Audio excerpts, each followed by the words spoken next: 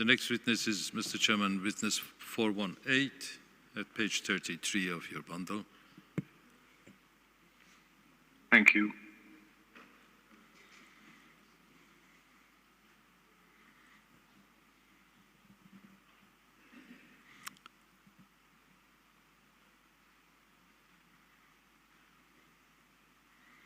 Is the witness connected? I'll be right with you.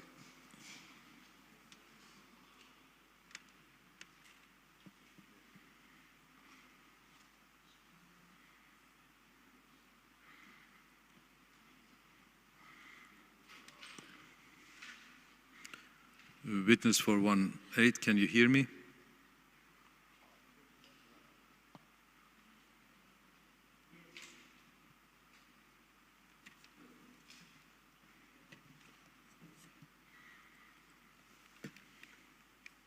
Yes, Madam Chair. Yes, I can hear you. Thank you for joining us. The chair will swear you in now. Thank you, Mr. Witness, for agreeing to testify. Would you repeat after me, please? I do solemnly declare that I will speak the truth.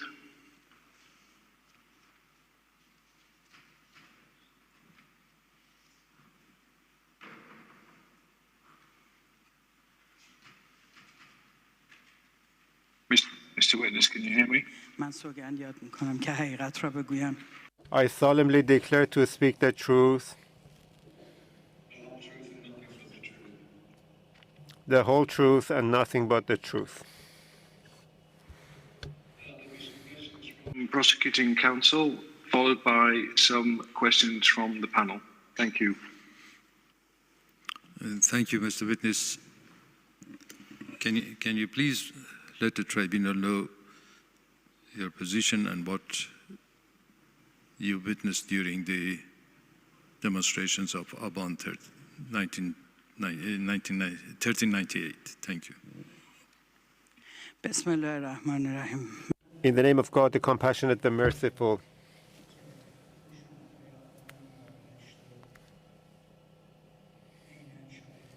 I was witnessing the violence of the Aban 98. I used to see what was happening to the people. I was part of the Naja, the police force. And on that basis, I am submitting my testimony to this court. I was one of the Naja personnel. Naja is the police force. And based on the responsibility, organizational responsibility that I had on Saturday, in the city where I was serving, I witnessed people protesting against fuel price hike. I witnessed how the security forces treated people after. When I went to the place of my service on Saturday, I was an eyewitness to the fact that the people were saying that at 11 people had called for a protest. I, at the time, was impersonating an ordinary individual, and I was telling the people that I believe in you, the prices are really high, and the increase in the fuel prices will have a very bad impact on the prices of other products. When I then went to my place of work, you know that the situation, the process of work under such situations is as follows. The day before, I was in another city. And in view of the volume of the police force in that city, no damage was caused anywhere. So the people were not able to heat up the protest. so the news was not spread. The following day when I went to the place of my work, I just realized there were some communications with the Security Council. Before and after every development, political development, or, for example, natural calamity, for national calamity reasons or for political reasons, there would be a meeting of the Security Council. The Security Council is comprised of the head of the police force and IRGC, the Governor General, representative, the state media. They all participate in that Security Council, and the meeting is being chaired by the either Governor General or the governor in smaller towns. After the meeting was held on that Saturday, the day that we went to work, the meeting was held from 2 p.m. The personnel were told to be in full readiness. After that, in the armed forces, we have of the second organization of combat. The second organization of combat, as it is called, is responsible to address natural disaster or any political development. This second organization of combat plays its role in such conditions. So if an individual is in the logistics, for example, and he is, for example, in charge of archiving documents, that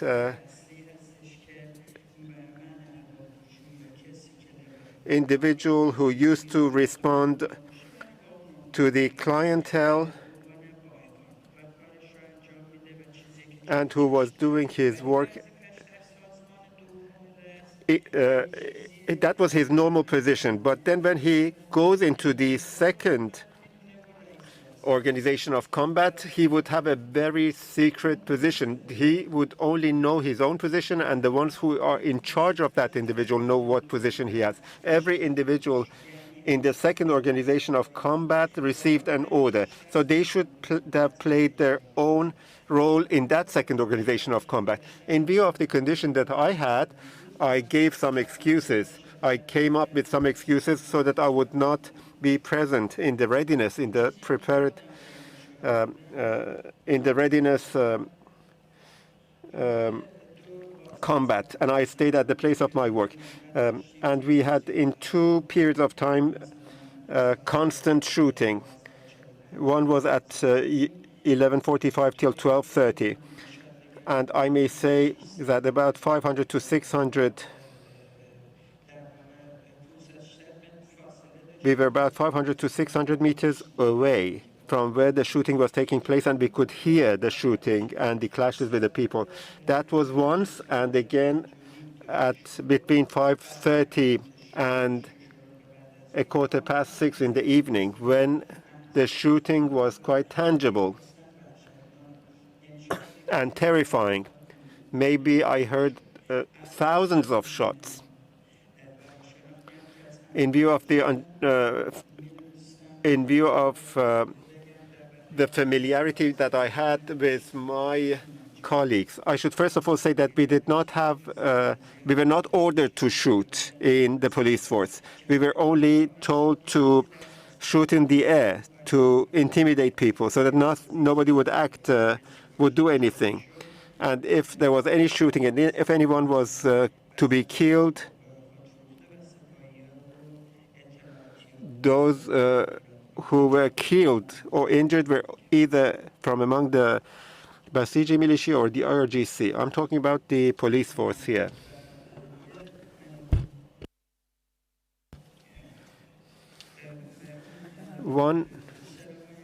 The weapons that the police force organizational gun weapon is Kalashnikov. I don't know what the things that were found were related to what type of gun. We were ordered that we should not use Kalashnikov so that no armed forces would be considered as the one that had been doing the shooting. The story that my colleagues had told me about confronting people directly and what had happened in the streets was that in the city on the first day, at least 14 to 15 people were martyred from among the people. And in view of the fact that our direct commander, who was talking about me and who was talking directly with the personnel, me and my colleagues, our personnel were responsible in the city to protect part of the city. The commander was saying that in view of the volume of protest and the number of the people who had turned out, at least the city control had gone out of hand for 4 to 5 hours. So the security forces couldn't control the city, and we were not ordered to shoot. And if we shot any bullets, it was in the air, and we were asked to help. But in the following days, due to the need in the city, we were ordered to provide some assistance. But I myself, along with a number of other people,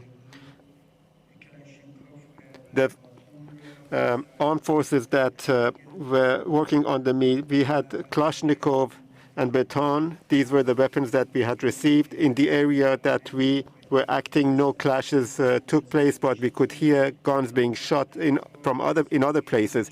But in general, we were not ordered to shoot unless a specific incident would have happened. We were waiting for orders to come and see what we were ordered to do.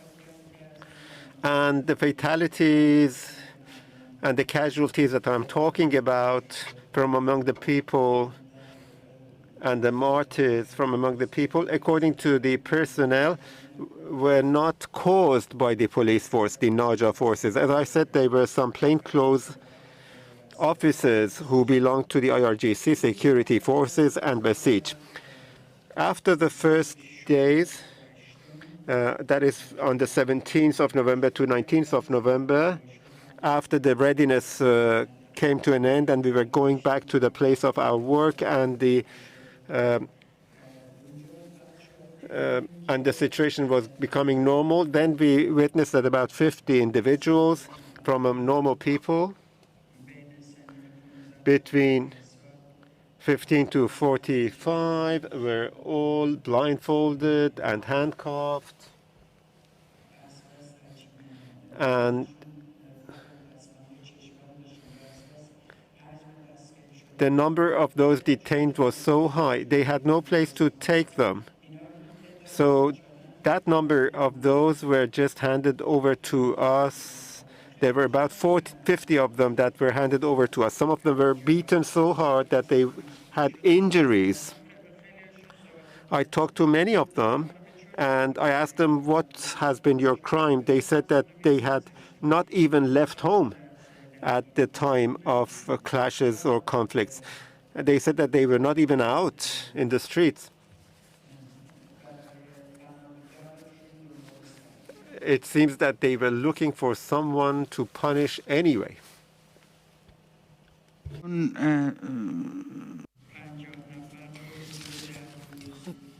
Those 50 people were detained at our place of service, and every day they came from the intelligence ministry in a car and took a few of them away, and then they would return them again, or they would bring some new ones they'd arrested.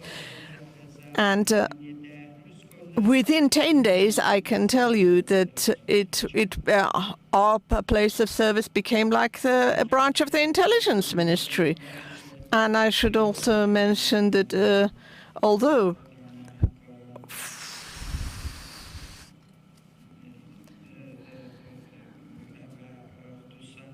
Fortunately, my colleagues and my friends did not shoot anyone, and no one from our side shot anyone. But unfortunately, there were individuals who did not care, and they thought it was. They exploited their uniforms and in order to attack people. And when the time is appropriate, I will provide you with the names of these people who are loyal to the system and are working against the people. And I have nothing else to add unless you have questions to ask me. And I hope that my testimony will be of some assistance to you in order to try and achieve justice and to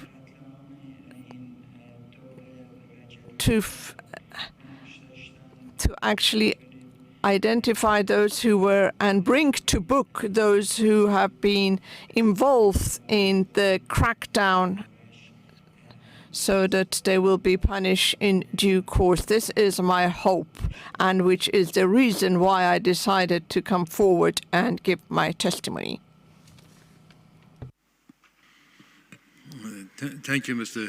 Witness. In your statement, you did make a reference to snipers. Can you explain whether the snipers were used by police as well as the IRGC?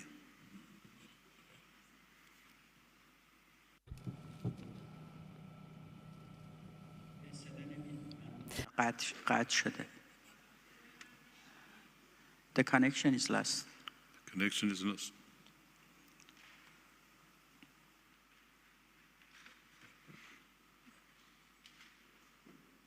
Can we reconnect?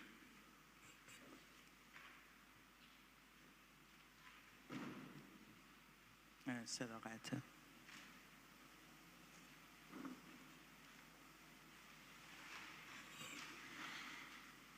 Okay. Do we have the other witness? قطع صدا.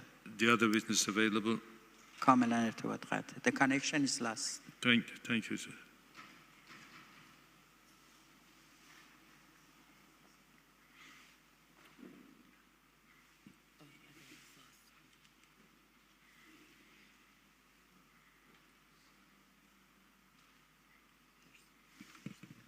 No connection. Sorry, Mr. Chairman, the connection has been lost again.